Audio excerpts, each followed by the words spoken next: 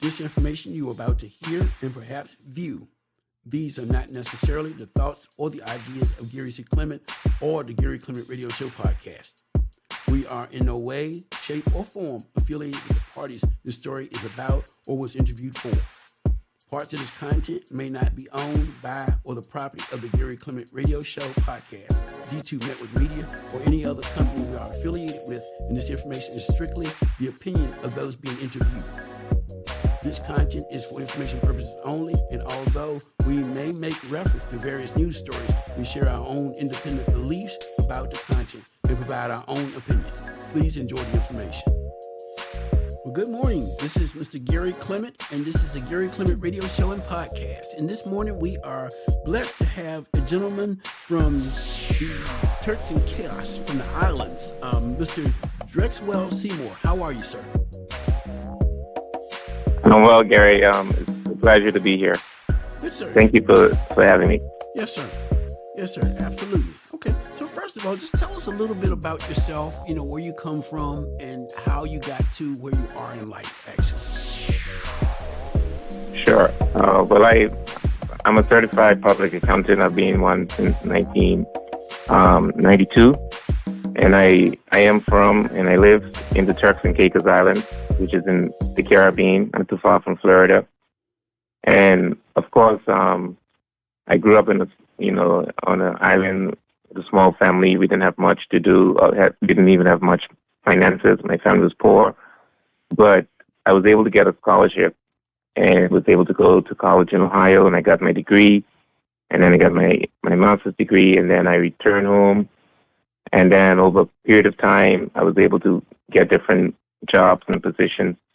And today I have my own accounting firm, and I'm also the host of a radio show called Financially Speaking. It comes on every Tuesday. And then I also have a YouTube channel. And I'm also an author. I wrote a book called Rise Up and Take Your Position. Okay, wonderful, cool. Okay, so to be like Thank you say, so to grow up, to grow up, like you say, poor, and you go to school and get your degrees and come back home or whatnot to help your people. What has that done for your life exactly? It made a significant difference for me because I was able to impact and change the lives of many people. I was also able to bring hope to people because coming from a family that didn't have much, it could help others who are in a hopelessness position that they have hope that they too can achieve a lot. It doesn't matter their family background as long as they have the desire that they can achieve it. So it brings a lot of satisfaction to me, making the impact on the lives of other people. I see. Okay. So now tell me about, the power of finance. What do we as Africans, Afro-Americans, people of different cultures, whatnot, whom are not, Caucasian, what do we not understand about finances, money, how all this stuff works? I think one of the things we need to focus on when it comes to money, we need to access our needs. Too many times we just spend on what we want, and we don't think about the future. We don't think about our needs, and so we end up not having any money. We end up being enticed by all the marketing geeks inviting you to get all these different credit cards and all these department store credit cards, and we use it and we can't pay it, and if we pay it, we only can pay the minimum. And so we need to practice discipline and self-control. And that's a big issue for us. And of course, a major element is that we do not budget, and we just spend money like wildfire without budgeting. But if you have a budget, you're able to use your budget as a guide and as a control mechanism, so you won't be spending on everything that you see or everything that you want. And what I recommend to people is to get one credit card and get a credit card that has reward points. So you can use those reward points for your vacation or whatever you need it for. But don't have multiple credit cards. And I also encourage people when it comes to to money. Be careful. Don't be borrowing money to go on vacation. Don't be borrowing money for weddings. I think you should only borrow money if you're going to have investment purposes, for investment purposes. And I think that's part of our problem. We're not managing our finances properly, and we just don't know much about our finances. There's lack of financial literacy, and once we educate ourselves about it, we are able to be in a better position. We're able to become entrepreneurs, and we could be the changes and movers in our society if we're able to manage our finances properly. Mm-hmm. Okay, right. And see, what you're talking about actually, means discipline. A lot of us are not disciplined Yes. to those things. You can talk a little bit about It's important for us to have discipline, and one of the first things we need to do in terms of being disciplined is that too many times we are comparing ourselves to other people. We see other people with things, and we go out of our way, spending money, borrowing money, using our credit card to get the things we see other people have, but we don't even know how they achieve it. And so we need to control ourselves by not comparing ourselves with other people. Set your own goals and go after your goals. Stop doing things to please other people. That's the first step you need to do with discipline. And the second thing, we need to be content. There are certain things that we have. We need to be content with what we have.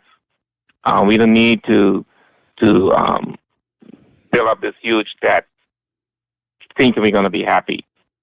There's certain things we just can't change. Of course, there's some things you can change, and we have to be content with what we have.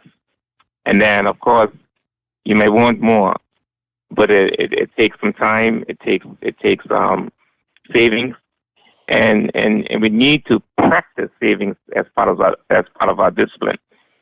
And what I encourage people to do, even if you can't save $1 a day. Start with that. Save $1 a day. That's a good way to practice discipline. And then after you're able to save $1 a day, save $2 a day. Then start saving $3 a day. Those are the type of things you need to discipline yourself, because savings is very important. I think the COVID taught us a lot. When COVID hit us, we didn't have a lot because we didn't save anything. But we could practice that discipline of saving. When any pandemic or anything happened to us, we'll have something to go back to. I see. Right. Absolutely. Okay. Now, I know here in America, I can say, one of our major gathering points or whatnot before COVID-19 hit was the Black church here, but when it came to programs inside the church, to basically teach financial literacy, I don't think a lot of our churches taught that. Are you one of those people that get in the community and basically spread this knowledge throughout the community? Yes, I do. I go into the schools. I do it at churches. I go into different organizations. In fact, I just got a text today from the hospital asking me to come there next week to do a program with the nurses on financial literacy. So, but I think what we could do, though, we could start in the schools. I think that should be a subject in all schools, financial literacy. And when the kids learn it, they go into their parents and tell their parents about it, and then it becomes part of their house. Mm-hmm.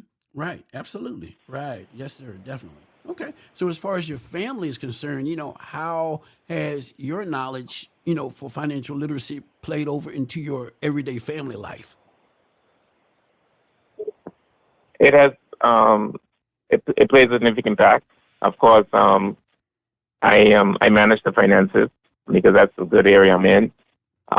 We've been able to have enough money to help our children go to college without even getting a scholarship or a loan. That has helped us a lot.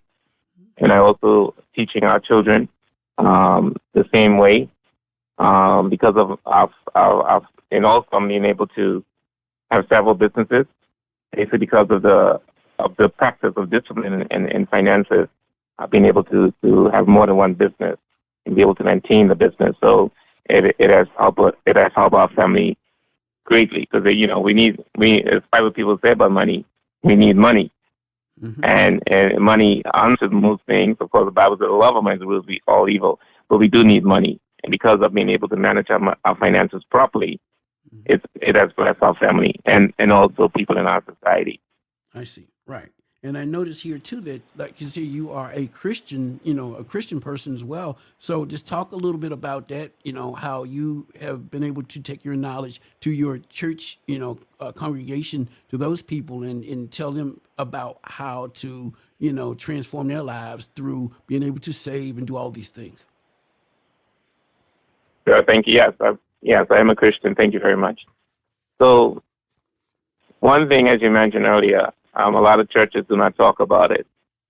You may hear a lot of them talking about tithing, but it's important for us to teach everybody how to manage their finances. And so we would have an event with church, and not only my church, other churches would have sessions now and then on financial literacy, and to help them to manage their money. And the thing is, God wants us to be good stewards. He wants to be good stewards of our whatever we have. Good stewards of our finances. He wants to be good stewards of our family. Good stewards on our job, and all of it basically means managing and maintaining it in a good state. And that's what I use in our churches, to be good stewards of what you have. I see. Okay. That's a principle that I apply. Right. Absolutely. Okay. So now I'm looking here and reading, and being from the Turks and Chaos, from the islands, what is that? Like, I know that you've got friends and stuff that are probably very jealous of you because you grew up in a paradise. What has it been like to basically, come back there or whatnot? And do you help the city or that island? Do you help those people as well, in the city, in regards to the finances for the government, that kind of thing? Yeah. So I do. I have an accounting firm. Mm-hmm. And so I help the government by sometimes bidding on jobs that they have involving finances, to help the government in that way. Okay. But I also help the entire community, not only through the way I live, but just going to the schools, as I mentioned earlier, just teaching about finances. And then I have a show every Tuesday for 1 hour. I have a show called Financially Speaking on the local radio station, and to really educate the public about finances. Mm-hmm. Okay, wonderful. Okay, so as far as the books that you've written, talk a little bit about your books, please. Okay, so I have two books. One is not out yet, but the first one is called Rise Up and Take Your Position. It's available on Amazon. It's a motivational book. It's really to encourage people to find their talents, pursue it, get up off their seat, and just do it what you do. Because so many of us are waiting on the perfect moment or waiting on the perfect person to start something. And the book is to encourage you and to let you know that whatever you have is within you. You just need to make that bold move to start. And basically that's what the book is about. And it also reflects on my life, part of it, growing up where I suffer from inferiority complex.